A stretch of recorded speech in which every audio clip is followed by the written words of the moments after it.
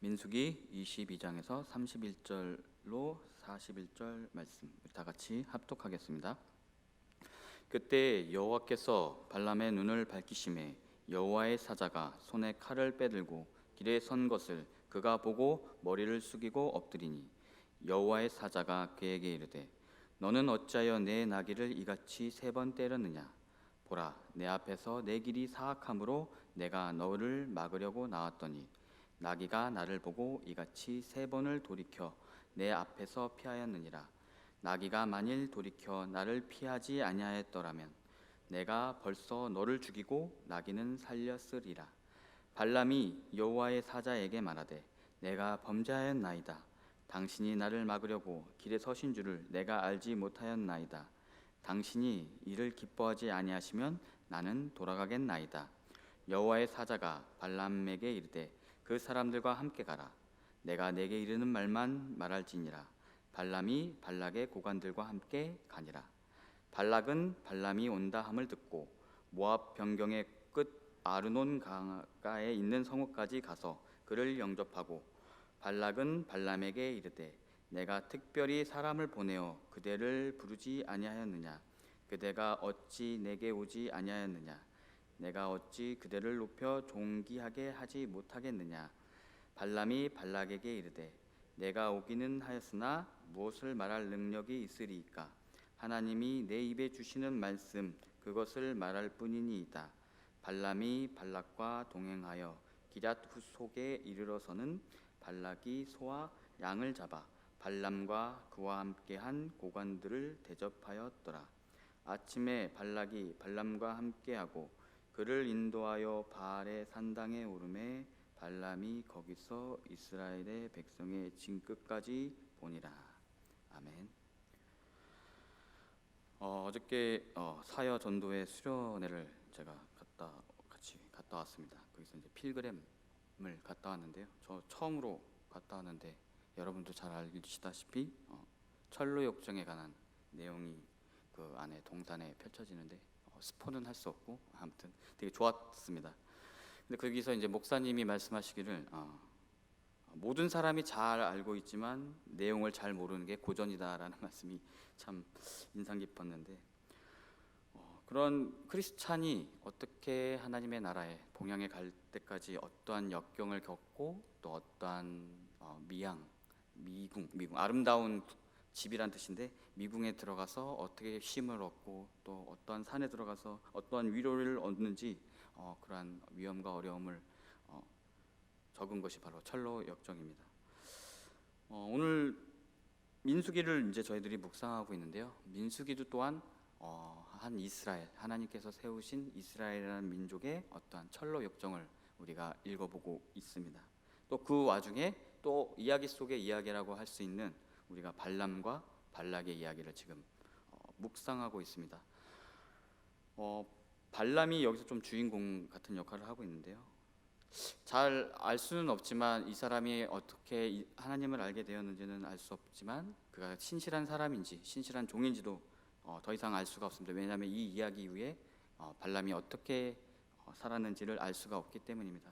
하지만은 그 또한 어떠한 실패한 크리스찬이었든 성공한 크리스찬이었든 그 안에 어떠한 자신의 철로 역정이 그런 것을 매치를 시키면서 오늘 말씀을 제가 묵상하게 되지 않았나라는 생각이 듭니다. 바로 발람의 입장, 발람의 어떠한 입장, 그 상황에서의 전개가 어떻게 흘러가는지 또 그에게는 어떠한 어려움이 있었는지 그것을 반면교사 삼아서 우리는 무엇을 알 수 있나라는 그것이 이제 저의 말씀, 오늘 설교 말씀의 묵상입니다. 나귀가 칼을 든 천사를 도저히 피할 수 없음을 깨달았는지 발람을 태운 채 길에 들썩 주저앉습니다. 그 27절에 나옵니다. 그래서 좁은 길을 천사가 막고 있었기 때문입니다. 하나님의 사람입니다. 사자입니다. 미처 깨닫지 못한 발락은 처음 2차례나 지팡이로 나귀를 때렸습니다. 여기서 또 이야기 속의 이야기가 나오는데요. 바로 참 재미있는 점이 바로 이 이야기 속의 그런 이야기입니다. 성도님들도 잘 아시다시피 이스라엘을 저주하러 가는 발람이 자신의 나귀가 말을 듣지 않는다고 나귀에게 매질을 한다는 점입니다. 바로 이것이 하나님과 발람의 관계, 또 발람과 나귀의 관계, 이런 사건적인 구도들이 좀 이렇게 매치가 되어 있고 그 안에서 자신을 들여다보게 하는 어떤 하나님의 섭리가 느껴집니다. 또 이야기를 통해서 발람이 하나님의 말씀에 순종하지 않고 모압 왕 발락에게로 가고 있다는 정황이 드러납니다. 그것이 자신의 욕심이었든 무엇이었든 간에 분명히 하나님의 말씀 순종하지 않고 모압으로 가고 있습니다. 그 와중에 발람은 자신의 상황이 빗대어 있는 나귀의 이야기를 전혀 깨닫지 못하고 자신에게 순종하지 않는 나귀를 죽일 거라고 말한 것입니다.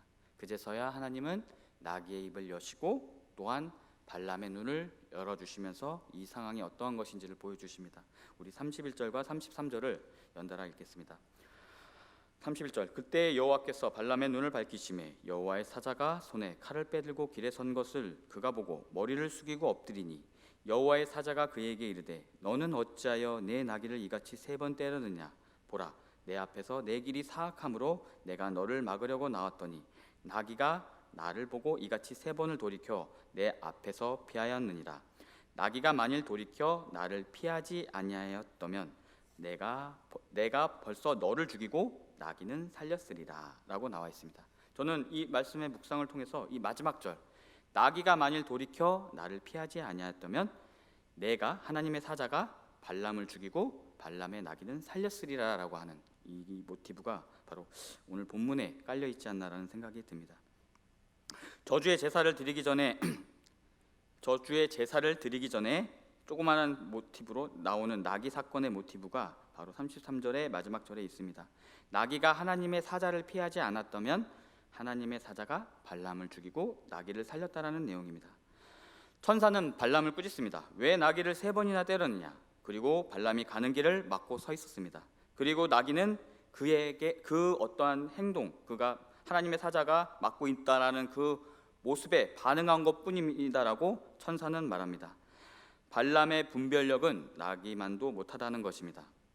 나귀는 위험을 보고 가는 길을 멈추었지만 발람은 마치 불 속으로 뛰어드는 나방처럼 죽음의 길을 가고 있었습니다.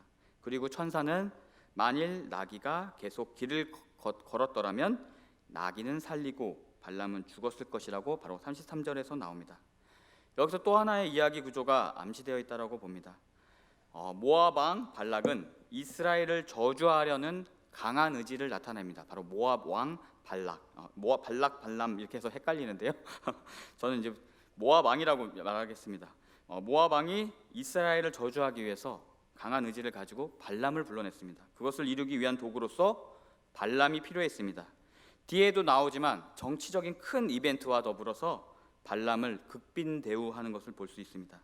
하지만 발람은 하나님의 언약, 즉 이스라엘을 온 만민 중에 복된 민족으로 하나님이 세우셨다라는 것을 잘 알고 있습니다.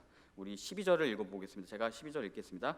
하나님이 발람에게 이르시되 너는 그들과 함께 가지도 말고 그 백성을 저주하지도 말라.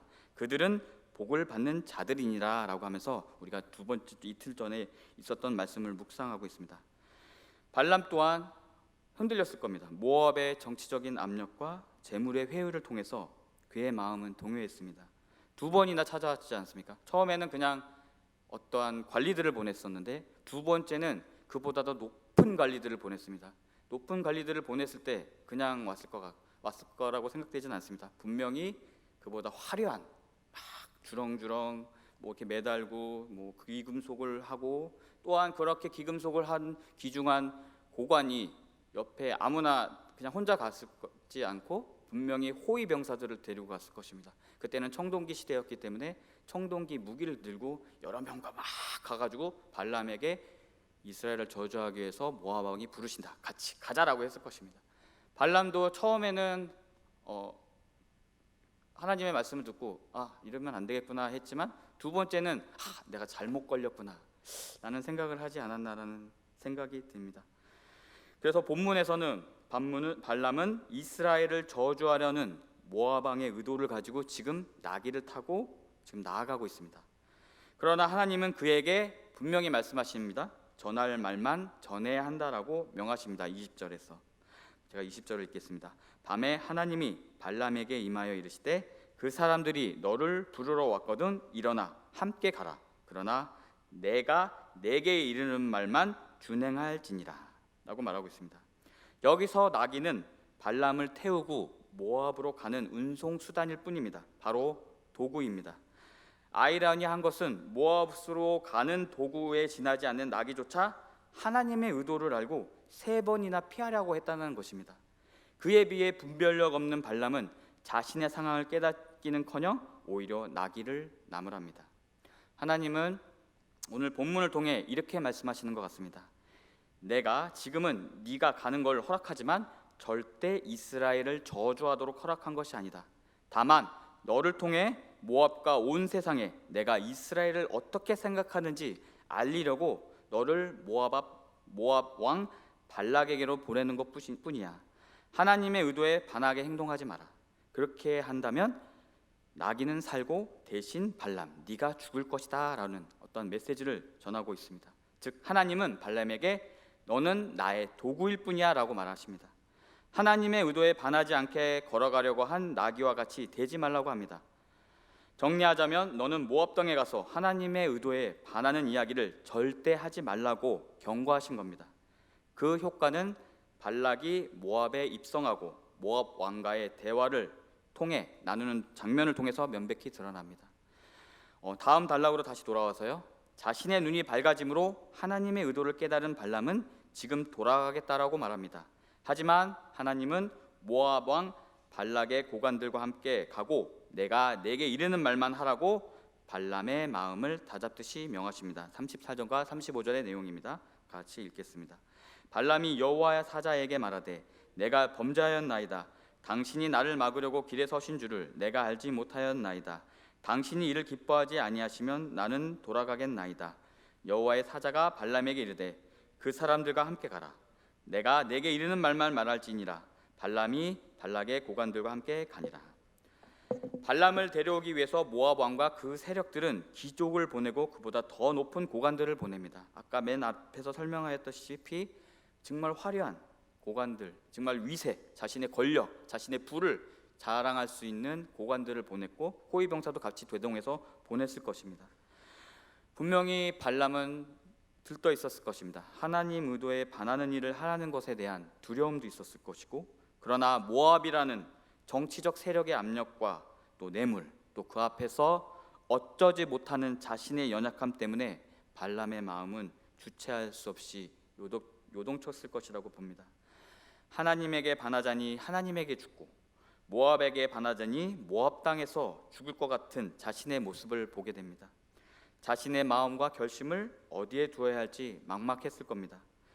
그러는 마음 상태와 모압으로 가는 길에 발람은 하나님의 사자와 나귀와의 사건을 통해서 자신의 입장과 분수를 정확히 파악한 듯합니다.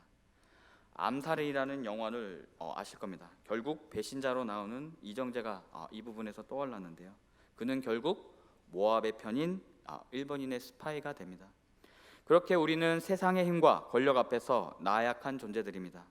하지만 발람에게 깨달음을 주십니다. 그냥 내 말만 전해라. 그러면 분별력 없이 가려한 너는 죽고 나의 말만 전한 나의 모습, 너의 모습, 즉 하나님의 의도에 반하지 않으려 한 나귀처럼 너는 살리라 라고 하는 말씀, 저는 그렇게 묵상을 했습니다. 그렇습니다. 세상은 참 냉혹합니다. 믿음을 지키기에도 또 유혹도 많이 있습니다. 그러한 때와 상황일수록 우리는 하나님의 뜻이 어디에 있는지 말씀을 묵상하며 헤아려야 합니다. 하나님이 항상 우리의 가는 길을 주님의 뜻대로 잘 인도해 주시길 소망합니다. 우리 마지막 36절과 41절을 연달아 읽겠습니다. 발람은 발람이 온다함을 듣고 모압 변경의 끝 아르논가에 있는 성읍까지 가서 그를 영접하고 발락은 발람에게 이르되 내가 특별히 사람을 보내어 그대를 부르지 아니하였느냐? 그대가 어찌 내게 오지 아니하였느냐? 내가 어찌 그대를 높여 존귀하게 하지 못하겠느냐? 발람이 발락에게 이르되 내가 오기는 하였으나 무엇을 말할 능력이 있으리이까? 하나님이 내 입에 주시는 말씀 그것을 말할 뿐이니이다. 발람이 발락과 동행하여 기랏 후속에 이르러서는 발락이 소와 양을 잡아 발람과 그와 함께한 고관들을 대접하였더라. 아침에 발락이 발람과 함께하고 그를 인도하여 바알의 산당에 오르매 발람이 거기서 이스라엘 백성의 진끝까지 보니라. 저는 여기서 간단히 묵상했는데요. 발람이 만약 자신의 집이나 지경을 떠나지 않았다면 참 좋았을 거라는 생각이 듭니다. 그러면은 자신이 반하는 행동을 했더라도 도망이라도 갈 수 있을 텐데 하는 생각이 들었습니다. 결국 모압 왕의 말을 들어주지 않을 경우 죽임을 당할 수 있는 적진에 발람은 들어서게 됩니다. 모압은 이스라엘에게 저주를 내리기 위한 제사도 화려하게 준비해 놨습니다. 이번 저주 행사는 모압 왕으로서의 자신의 입지와 모압이라는 나라의 명운이 걸려 있을 정도로 큰 행사입니다. 그만큼 중요한 이벤트였기 때문에 모압 왕은 그를 극빈 대접합니다. 당신을 특별하게 대하겠다. 왜 오지 않았느냐? 그대를 높여 존귀하지 못하게 하겠느냐라고 하면서 그를 높이면서 극진히 대합니다. 이러한 화려한 대접과 정치적인 압박과 그리고 죽임을 당할 수 있는 절박한 상황 앞에서 발람은 38절과 같이 좌로나 우로나 치우치지 않는 말을 합니다. 제가 38절을 다시 읽겠습니다. 발람이 발락에게 이르되 내가 오기는 하였으나 무엇을 말할 능력이 있으리이까? 하나님이 내 입에 주시는 말씀 그것을 말할 뿐임이이다 하고 담대하게 말하고 있습니다. 그의 담대함이 느껴집니다. 분명 발람은 이스라엘의 영웅은 아닙니다. 또한 그가 신실한 믿음의 사람이었는지는 잘 모르겠으나 이 이야기 속의 내러티브를 보면서 그의 어려움을 보면서 그가 하나님의 역사하심에 지금 사용되어지고 있다라는 것입니다. 그를 통해 앞으로 진행될 이야기를 통해 하나님 자신이 이스라엘을 어떻게 생각하는지 모압과 온 세상에게 널리 알리십니다.